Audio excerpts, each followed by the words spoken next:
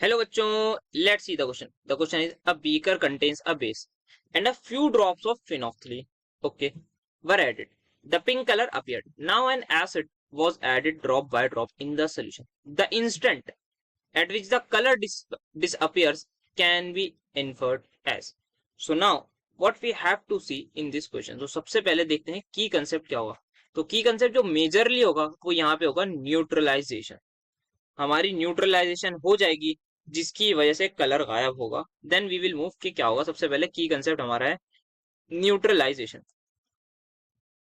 तो हमें क्या कंडीशन दी हुई है सबसे पहले वो देखते हैं. यहाँ पे हमारे पास बीकर है, उसमें बेस है. तो यहाँ पे एक बीकर ड्रॉ कर लेते हैं. सपोज ये इस बीकर में कुछ बेस होगा, तो यहाँ पे मान लेते हैं ये बेस है.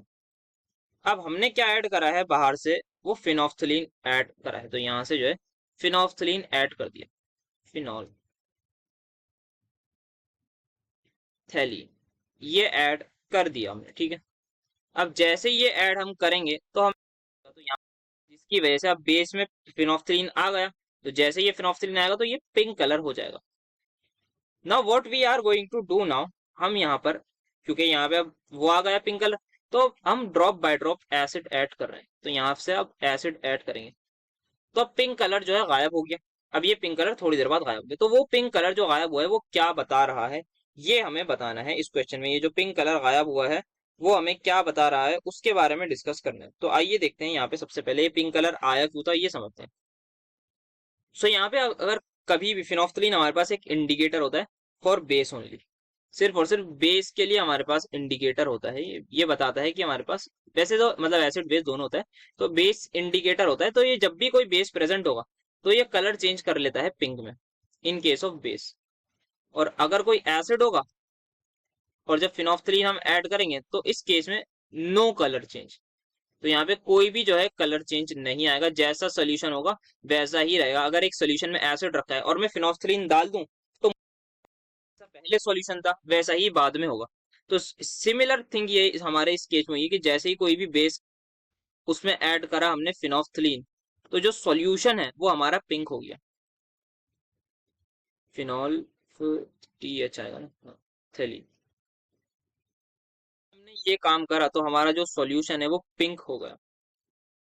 ठीक है, अब यहाँ पे ये जो पिंक हुआ है किसकी वजह से हुआ है सर, ये बेस की वजह से हुआ है. अगर यहाँ से बेस को मैं गायब कर दूं, अगर यहाँ से मैं बेस को गायब कर दूं, या फिर मैं इंग्लिश में लिखना चाहता हूँ, अगर मैं बेस को किसी तरीके से वैनिश कर दूं, यहाँ से हटा दूं, तो ये पिंक कलर गायब हो जाएगा. तो सिमिलर थिंग बेस को हटाने का क्या तरीका है, मैं इसकी रिएक्शन करा दूंगा किसी एसिड के साथ और मुझे सॉल्ट एंड वाटर मिल जाएगी. तो एसिड प्लस बेस मिलके क्या देते हैं, salt and water, salt plus water.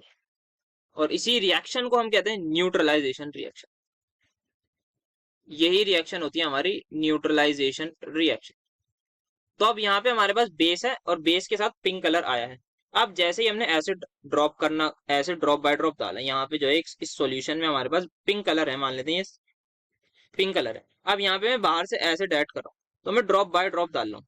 मैंने मान लेते हैं एक ड्रॉप डाली, दो ड्रॉप डाली, तीन ड्रॉप डाली. एक जैसे ही फोर्थ ड्रॉप डाली एकदम से मेरा कलर हो गया मान लेते हैं डिमिनिश. तो कलर मेरा एकदम से डिमिनिश हो गया, मतलब कलर गायब हो गया. उसका क्या मतलब है, अगर मेरा उस पॉइंट पर कलर गायब हुआ है तो इसका मतलब ये है जितना भी बेस था वो उतने ही एसिड के साथ रिएक्ट करके सॉल्ट बना चुका है. तो अब मेरा अगर बेस प्रेजेंट नहीं है तो क्या कलर चेंज होगा, नो, बिल्कुल कलर चेंज होगा. क्योंकि फिनोफ्थलीन किससे कलर शो करता है, सिर्फ और सिर्फ बेस जब प्रेजेंट होगा तभी पिंक कलर आएगा. अगर बेस गायब हो गया, बेस हट गया तो नहीं आएगा. तो मतलब मैंने तीन ड्रॉप डाली, जैसे चौथी ड्रॉप डाली एकदम से मैं रुक गया. अगर मैं फर्दर ऐड करूं, मान लेते हैं मैं 5 ड्रॉप डालूं, 6 ड्रॉप डालूं, तो एसिड बढ़ता रहेगा. और बेस मेरा क्या हो चुका है, सारा का सारा यूज होके सॉल्ट बन चुकी है, तो एसिड आता रहेगा.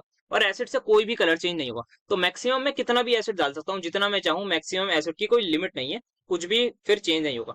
बट एक मिनिमम होगा. जैसे कि इस केस में मैंने हाइपोथेटिकली माना है कि 4 ड्रॉप के बाद, या फिर मैं इन जनरल लिखूं सम ड्रॉप्स, जैसे ही सम ड्रॉप्स डाली जिसकी वजह से कलर जो डिमिनिश हुआ है, तो सम ड्रॉप्स के बाद जो कलर डिमिनिश हुआ है वो मेरा है मिनिमम एसिड. मतलब कितना मैंने मिनिमम एसिड लिया है. तो मिनिमम एसिड रिक्वायरमेंट हमारे पास, अगर एमएल में बात करें, मान लेते हैं ये हम ऐसे ही इन जनरल में बात करूं, मान लेते हैं 4 ml बेस और 4 ml एसिड आपस में न्यूट्रलाइज कर रहे हैं, तो यहाँ पे मुझे क्या जरूरत होगी, 4 ml की ही जरूरत होगी। मैं अगर 4.1 ml लूंगा तो मतलब काम तो मेरा 4 ml पे ही हो गया, जो 0.1 ml एसिड बचेगा उससे कोई फर्क नहीं पड़ेगा। अगर 4 ml एसिड की जरूरत है और 4 ml बेस है मेरे पास, तो ये दोनों ही आपस में न्यूट्रलाइज करके सॉल्ट बना देंगे, तो ज्यादा एसिड की मुझे जरूरत नहीं होगी।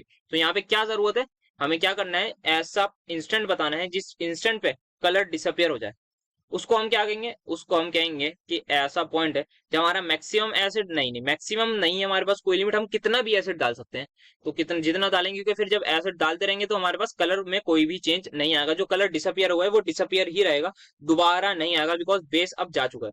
तो क्या है, minimum amount, yes minimum amount, मतलब अगर 4 ml बेस 4 ml एसिड से रिएक्ट कर रहा है तो 4 ही ml मिनिमम है। 3.8 ml, 3.8 ml is not minimum, 4 ml is minimum. तो minimum amount of acid requirement जैसे ही होगी, अगर सपोज मैंने 3.8 ml एसिड ले भी लिया ना, तब भी मेरा 0.2 ml बेस बचेगा, तब भी पिंक कलर होगा, तो मुझे मिनिमम 4 ml चाहिए एसिड।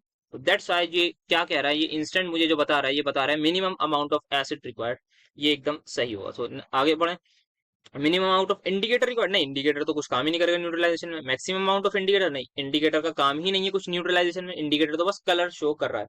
तो यहाँ पे जो था वो मैक्सिमम नहीं होगा, तो मिनिमम हमारे पास होगा। So the final answer is going to be option number B. Hope you understood, best of luck.